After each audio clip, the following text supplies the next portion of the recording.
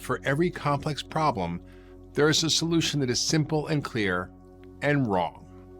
It's the biggest scam ever perpetrated on the American people, this whole notion of Industri gula ya.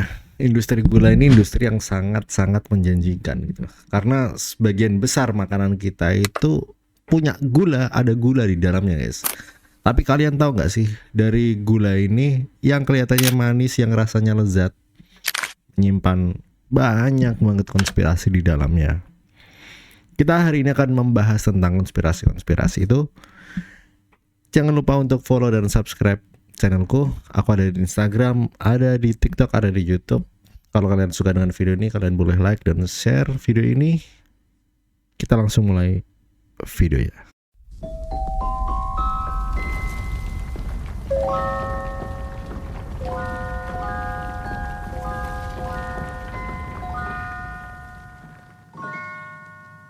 Senyawa manis yang larut dalam air ini telah menjadi bagian tak terpisahkan dari kehidupan manusia selama berabad-abad. Jejak sejarahnya tuh terbentang dari masa lampau menemani peradaban manusia dalam berbagai aspek kehidupan. Dimulai dari zaman kuno, bukti arkeologis itu menunjukkan bahwa manusia telah mengenal gula sejak 8.000 tahun yang lalu di Papua Nugini dan dikenal oleh orang-orang Polinesia dari tanaman yang kita sebut sebagai tebu.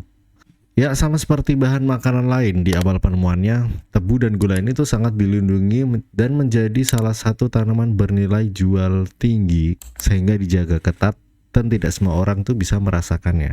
Para sejarah tuh mengungkapkan guys, jika persebaran gula dan tebu tuh semakin meluas seiring dengan berkembangnya kerajaan Romawi di Eropa hingga Asia. Gula pertama kali diketahui tercatat di Inggris pada tahun 1099 dan pada masa ini tuh gula menjadi barang mewah yang sering disebut sebagai emas putih. Pada tahun 1319 di London, harga gula tuh setiap kilogramnya tuh sama dengan upah berbulan-bulan yang diterima pekerja di sana. Dan pada tahun 1500, pedagang dari Portugis tuh membawa tebu ke Brazil dan membangun perkebunan tebu di sana. Perkebunan itu tuh menyebar hingga ke Jamaika, Kuba, dan daerah sekitarnya guys. Gak mau ketinggalan tuh bangsa Belanda juga membawa tebu ke berbagai wilayah jajahannya dan membangun perkebunan tebu. Sampai akhir tahun 1900, gula masih menjadi barang mewah dan hanya bisa dibeli oleh orang-orang kalangan menengah ke atas. Tapi seiring dengan berjalannya waktu dan semakin bertumbuhnya teknologi industri yang semakin efisien, gula akhirnya bisa diproduksi dengan jumlah melimpah ruah dan harganya pun semakin murah. Si kristal putih manis bagaikan pisau bermata dua. Di satu sisi itu dia memanjakan lidah dengan kelezatannya, jadi pelengkap hidangan dan cemilan yang menggoda. Tapi di sisi lain, dia menyimpan bahaya tersembunyi, memicu kecanduan dan membawa dampak kesehatan yang serius. Informasi yang kita terima dari industri gula ini, kita seakan-akan tuh diarahkan untuk mengkonsumsi zat yang menjadi salah satu penyebab terbesar dari penyakit-penyakit yang mengerikan. An alarming new report shows that the sugar industry sweetened the truth, suppressing the health risks of sugar. Konspirasi ini tuh bermula pada tahun 1950, di mana angka kematian yang disebabkan penyakit jantung koroner itu meningkat pesat, sehingga mendorong penelitian nutrisionis mengenai penyebabnya. Pada tahun 1960, penelitian ini tuh mengerucut pada dua tersangka utama penyebab penyakit jantung koroner, yaitu penelitian John Yudkin yang menunjuk gula sebagai pelaku utama dan penelitian Ansel Keys yang menjadikan makanan berkolesterol serta lemak jenuh sebagai biang keladinya. Keanehannya itu terjadi di tahun 1965 sampai 1967 ketika Sugar Research Foundation atau SRF mendanai 3 ilmuwan Harvard, yaitu Hegstead dan McKendy sebagai peneliti serta Ster sebagai pengawas dengan nominal 50.000 US dollar. Tujuannya lagi-lagi adalah agar penggunaan gula yang begitu menguntungkan dalam industri makanan tidak mendapatkan hambatan yang besar. Tapi pada akhirnya, seperti yang tertulis dalam Dietary Guidelines for Americans atau pedoman diet untuk orang Amerika, yaitu lemak dan kolesterol harus dikurangi jika seseorang ingin terhindar dari penyakit jantung koroner. And the Food and Drug Administration, the government divisions meant to regulate the industry.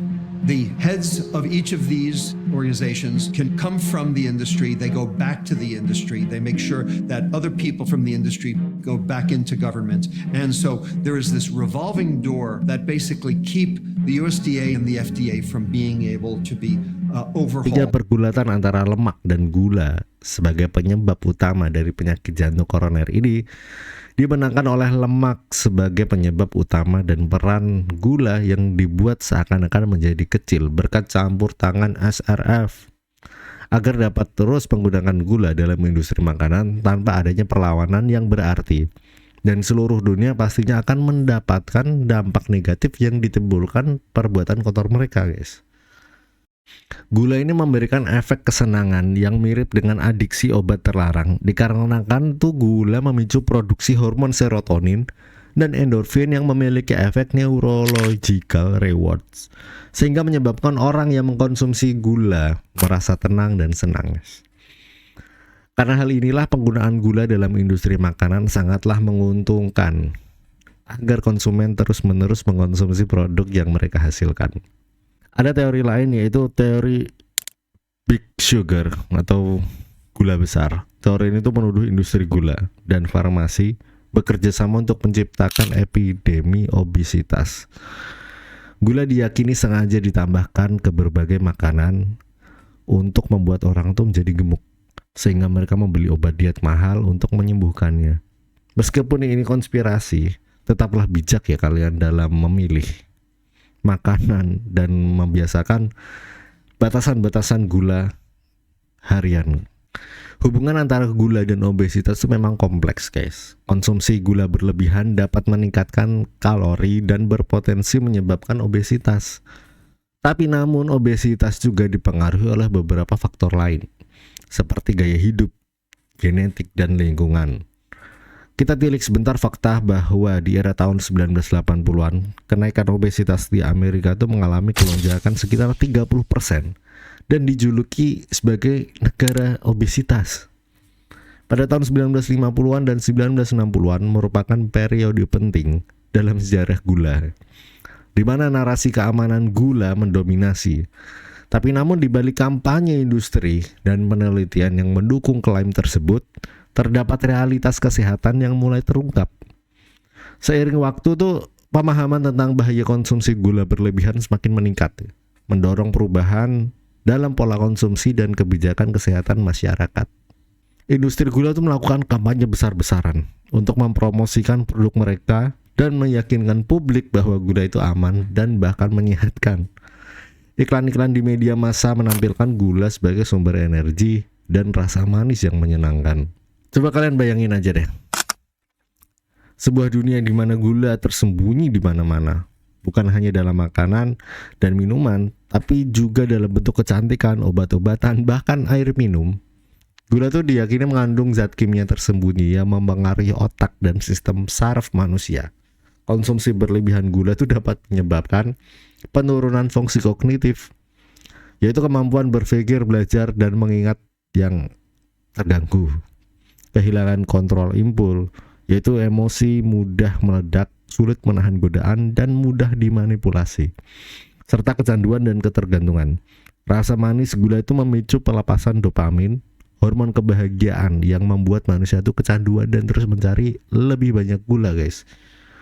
Jadi bijak-bijaklah kalian dalam memilih makanan dan membatasi gula yang masuk ke dalam diri kalian. Karena untuk masa depan yang lebih baik, karena untuk kesehatan kalian juga, itu berasal dari pola makan juga. Mungkin untuk video ini sampai di sini aja. Kalau kalian suka dengan video ini, kalian boleh like dan share. Kita akan membahas hal-hal lain di channelku ini. Pastikan kalian sudah subscribe. Mungkin gitu aja. Aku pamit undur diri. Kita ketemu lagi di video selanjutnya. See you guys.